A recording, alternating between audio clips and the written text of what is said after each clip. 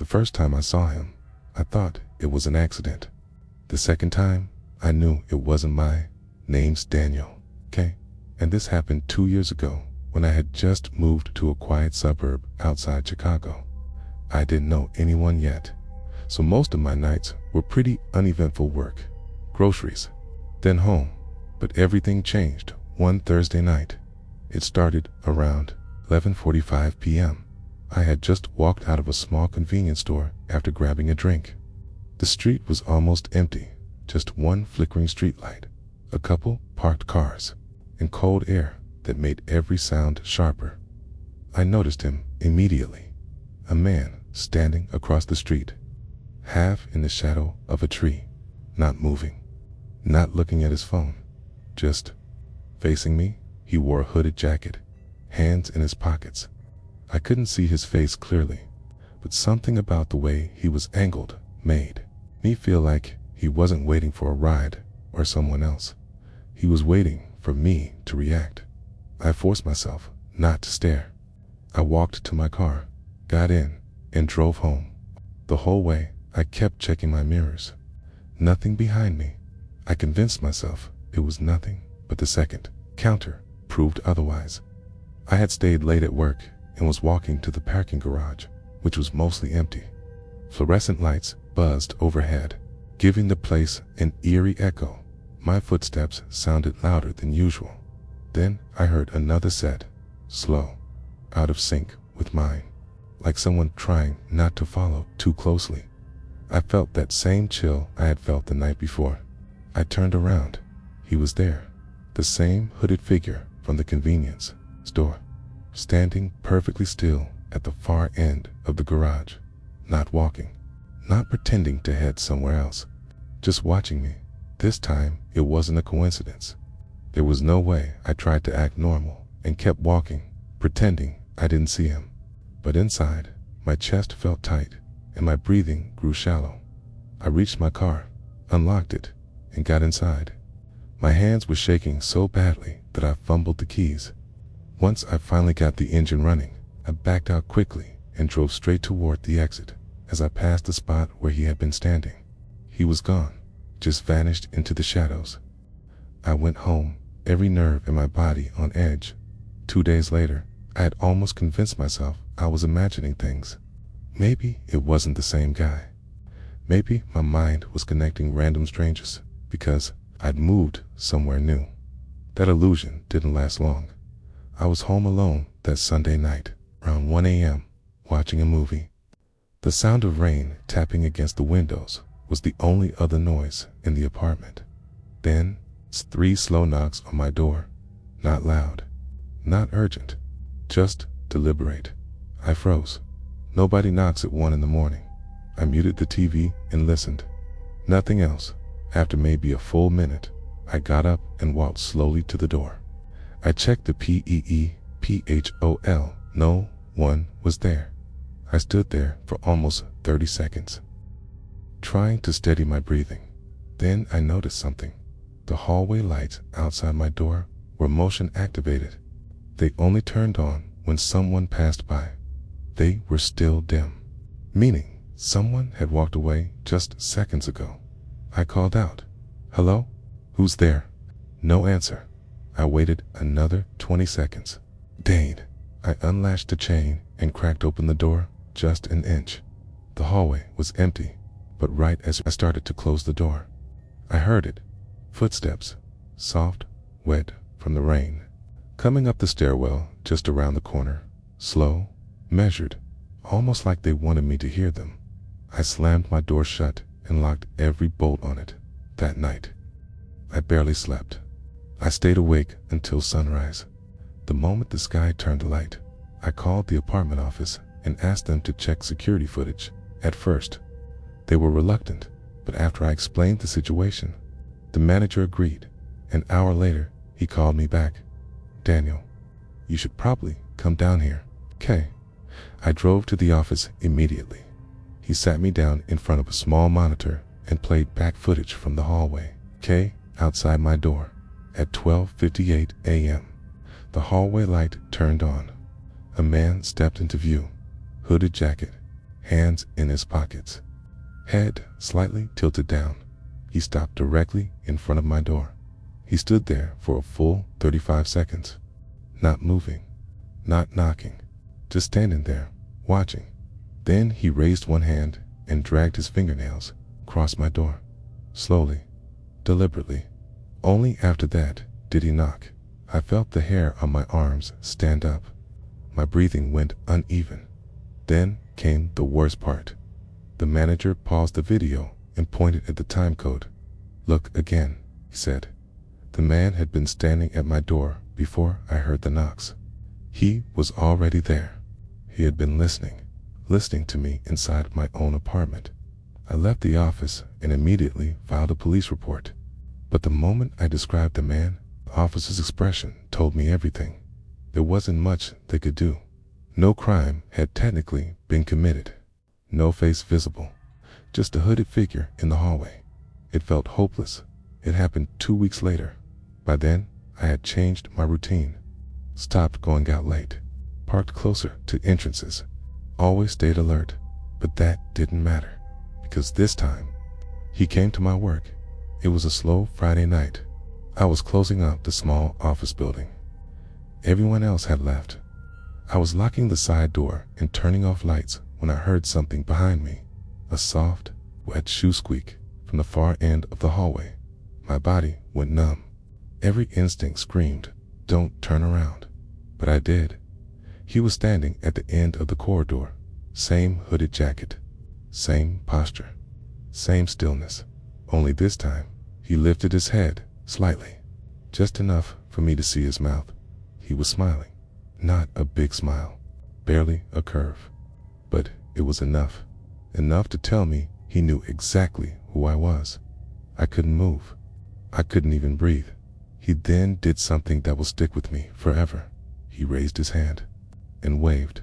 A slow, almost playful wave. I bolted out of the building, sprinted to my car. I didn't stop driving until I was 10 miles away. I stayed at a friend's place for 2 nights after that. When I came back Monday, I expected something. A note, another knock, anything. But he never came back. Not once. I still don't know who he was, or how he found my address, or why he followed me for weeks. But every once in a while, usually late at night, I feel the urge to check the peephole because I can't shake this feeling. He didn't disappear. He's waiting for the right moment to come back. I've lived in college dorms for almost 4 years now, and I thought I'd seen everything: drunken fights, creepy roommates, weird noises in the hallways at 3 a.m. But nothing prepared me for the night. I realized a stranger had been watching me for weeks and waiting. It happened during my second semester. I had a habit, something small, something dumb in hindsight. Every night before going to bed, I'd sit by my dorm window for a few minutes and scroll through my phone. The window overlooked a small parking lot and a lone streetlight. Most nights, it was dead quiet. One night, though, something felt wrong. When I sat down at the window, I noticed a figure standing directly under the streetlight, perfectly still, head tilted slightly upward, facing my building. At first, I barely reacted. Drunk upperclassman, homeless guy. This campus wasn't exactly high security, but the longer I watched, the more unnerving it became. He wasn't moving. He wasn't looking around. He was staring. I tried to laugh it off, but something inside me tightened. Still, I told myself it wasn't my problem and went to bed. The next night, same thing. Same spot, same posture, same eerie stillness, but this time, I noticed something worse. He was looking at my window. I backed away from the blinds, my breath catching. "Okay," I whispered to myself. "That's weird." My roommate, Tyler, walked in while I was still peeking out nervously. "Bro, what are you doing?" "I think someone's staring at our window." He laughed. "Relax. Probably some dude waiting for a ride. It's 2 nights in a row." He shrugged. "Some people are weird." I wanted to believe him, but deep down, I knew something was off. The third night, I promised myself I wouldn't look, but curiosity always wins. When I peeked through the blinds, my heart dropped, cues back. But not just standing there. It's time. He was closer. Not directly under the streetlight anymore, but a few steps toward my building. Like he had taken slow, careful steps forward since the night before. And this time, noticed details I hadn't seen. He wore a long gray coat, too big for his thin frame, and his head was tilted in this unnatural, stiff angle, as if his neck didn't fully work. I stumbled back, skin crawling. Tyler saw me and rolled his eyes. "Dude, chill. You're psyching yourself out." "Ben, look," I said, gesturing to the window. He walked over, pulled the blinds, looked down, then froze. "Okay, yeah, that's creepy, right? But maybe he's not watching us." "Tyler, he's staring directly at our window." He slowly lowered the blinds. "Let's just ignore it." But I couldn't. I told myself that tonight I wouldn't look. I'd stay away from the window, keep the blinds shut. But around 11:30 p.m., I heard tapping, soft, slow, rhythmic, tap, tap, tap. It was coming from the window. My chest tightened, and I froze mid-breath. Tyler sat up in his bed. "You hear that?" We both stared at the blinds. Tap, tap, tap. "Someone's messing with us," Tyler whispered. I swallowed hard. What if it's him? "Bro, he's in the parking lot. He can't be at our window." But he didn't sound convinced. Very slowly, Tyler reached for the blinds. "Don't," I whispered. But he pulled them. Our window was on the second floor. No one was outside. No tree branches. No birds. Nothing. But I could see the parking lot from the corner of my eye, and the man was standing even closer. He wasn't at the base of the building yet, but he had moved another few steps.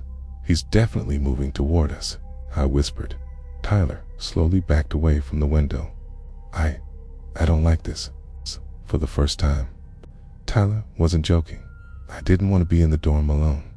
But Tyler was at a late night study session, so for the first time, I was by myself. I kept the lights on. I kept the blinds closed. I tried watching videos, playing music, anything to feel normal. Around midnight, my phone buzzed, an unknown number. I shouldn't have answered, but I did. When I pressed it to my ear, I didn't hear breathing. I heard a voice, raspy, low, barely above a whisper. "Why aren't you looking outside tonight?" "Alex." I dropped my phone. My entire body turned ice cold. He said my name. I stumbled backward so fast I nearly hit the dresser. My brain was screaming, how does he know my name? How does he know I'm not at the window? I didn't look. I didn't move. I just crouched by the bed, shaking. When Tyler finally came back, I was pale and sweating. "What happened?" he asked. He called me. "Who?" The guy outside. "He knows my name." Tyler's face drained of color. "Alex, I think we need to go to campus security." Security took us seriously at first, but when they checked the lot, no man, no footprints, no sign anyone had been standing there for days. And when we showed the call log, the number wasn't saved. Worse, there was no record of any incoming call at all. The officer sighed. "Probably a prank. Some student messing with you." Tyler tried arguing, but I barely heard them. I was staring back at the window in our room, imagining him standing there, waiting. I didn't want to look, but around 2 a.m., something woke me up. Not a sound, not movement, a feeling, a suffocating sense that someone was watching me. I turned my head slowly toward the window. The blinds were open. They had been closed when I went to bed, and he was standing right there. Not in the parking lot, not downstairs, right outside our second floor window. His face was inches from the glass, no expression, just watching, his head still tilted at that unnerving angle. I couldn't scream. I couldn't move. Tyler woke up, saw my expression, followed my gaze. He let out a choked gasp and fell out of his bed. What the? How is he up here? But the worst part? The man slowly raised one finger and tapped the window. Tap, tap, tap, just like the night before. But this time, matching my heartbeat, I finally screamed, and Tyler ran to the door. We bolted out into the hallway, not looking back. The Rock came running, confused and half asleep. We dragged him to our room, but when he opened the door, the blinds were closed again, and no one was outside. Campus security checked everything: window locks, roof access, surrounding buildings. Impossible for anyone to reach our window. They even checked the security cameras covering the parking lot, and that's when the officer paused the footage. There, he said. Tyler and I leaned forward. There, we were on the screen, fast-forwarded, going about our usual nights, but the streetlight area stayed empty, top, completely empty. Every night, no man, no movement, no figure staring up, nothing. The officer looked at us suspiciously. No one is there. Not once, Tyler whispered. But we saw him. The officer just gave a tight, uncomfortable smile. Get some sleep, boys.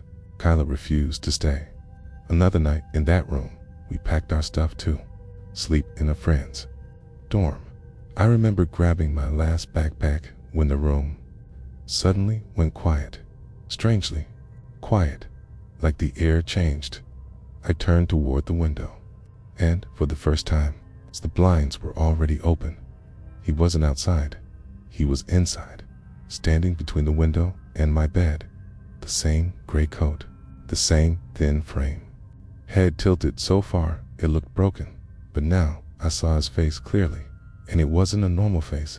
It wasn't angry, or smiling, or sad. It was blank, as if no emotion had ever lived there. A frozen place. He took one slow step toward me, then another. The room felt like it was shrinking. My voice cracked. W, what do you want? His head twitched, and he leaned inches from my ear. His whisper was cold enough to feel real on my skin. Thank you for looking. The lights flickered. Everything went black. Tyler found me seconds later, collapsed on the floor, shaking uncontrollably. The room was empty. We moved out that same night. Months later, I thought it was finally over. I got a notification on my phone, a message request from an unknown number. I opened it. There was only a photo, a nighttime shot, taken from outside a building, zoomed in, focused on a window, my new bedroom window, and below it, illuminated by a faint streetlight, a thin figure in a gray coat, head tilted, staring up, waiting. I've always heard people say that strangers can be harmless, but I don't think anyone really believes that at night. My story happened 2 years ago when I was 23. It started in the most ordinary place imaginable, a tiny neighborhood grocery store 5 minutes from my apartment, and it ended with something I still don't understand. It was around 11:30 p.m. The store was almost empty, the kind of quiet where you hear refrigerator hums and your own footsteps. I was just picking up some snacks, a normal, boring late-night run. But the moment I walked in, I felt it, that weird, cold shift in the air, like someone had just stopped talking the second I entered. And then I saw him. Oh, man standing at the far end of the aisle. Body still, head lowered like he'd been staring at the floor for minutes. Black hoodie, gray backpack, pale skin. No movement. I thought maybe he worked there, or he was tired, or weird, whatever. I walked down the aisle and grabbed a bag of chips. That's when I heard it. A whisper. So, you came? I froze. I looked around. No one else was there except that man. He hadn't moved. Not even a little. I tried to laugh it off. What? No answer. I stepped closer, thinking maybe he was talking on the phone. Then he slowly lifted his head. His face was blank, expressionless, almost slack like a mask, and he said, in a voice so calm it made my skin crawl, "You don't remember me, do you?" I stepped back instantly. No, man, I think you have the wrong person. He smiled, just a tiny twitch at the corner of his mouth. Maybe, or maybe you've forgotten. I didn't know what to say. I just muttered, "All right, dude," and walked toward the counter. The cashier wasn't there. Great. I waited, checked my phone, looked around, and felt something behind me. I turned. He was suddenly standing right behind me, less than a foot away. I hadn't heard a single footstep. His voice dropped to a whisper. "Do you want to know your name?" My throat went dry. "What are you talking about?" He leaned closer, too close, breath barely brushing my cheek, and he said it. My full name, first name, middle name, last name, not how it appears on social media, not how I introduce myself, my legal full name. I stepped back so fast I hit the magazine rack. "How do you know my—" He cut me off, raising a finger to his lips. "SSSH. Not here. Not yet." At that moment, the cashier finally walked out from the back room, while yawning. I spun around, desperate to say something, anything but. When I turned back, the man was gone. No footsteps, no doors opening. Nothing, just gone. The cashier asked, "You good?" I just nodded, paid, practically ran to my car. But it wasn't over. Not even close. I lived close enough that I usually walked. But that night, I didn't want to. Still, I felt stupid being scared, so I forced myself. The street was empty, quiet, just street lamps and the sound of my own footsteps. Halfway home, I started hearing something behind me. A second set of footsteps, very soft, very slow. I stopped. They stopped. I turned around. Nothing. But the longer I stared at the empty street, the more I swore I could feel someone watching me, listening to my breathing, matching it. I sped up. The footsteps sped up to dot. Not fast, not running, just enough to feel like someone was keeping pace. I turned around again. This time, I saw him, the hoodie, the backpack, that slow, unnatural stillness. He was standing under a streetlight, 2 blocks behind me, watching me, not moving, not blinking, just watching. My hand shook as I pulled out my phone. I called 911, double quotes, 911. "What's your emergency?" "There's a guy following me," I whispered. "He knows my name, my full name. He keeps showing up out of nowhere." "Are you safe right now?" I think so." "Is he armed?" "I don't know. He's just standing there." The dispatcher told me to keep walking, stay somewhere well lit, and keep her on the line. I walked faster. My breathing grew louder. She kept asking me questions, but then she said something that froze me mid-step. "Sir, you said the man spoke to you?" "Yes." "Did you see his face clearly?" "Yes." There was a pause. Not the typing kind of pause. The kind of pause where someone is scared of what they're about to say. Then she spoke quietly. "Sir, this might sound strange, but can you tell me exactly what he looked like?" I described him. The pale skin, the blank expression, the stillness. Another long silence. "Sir, where exactly did you encounter him the first time?" "At the grocery store." The dispatcher exhaled slowly.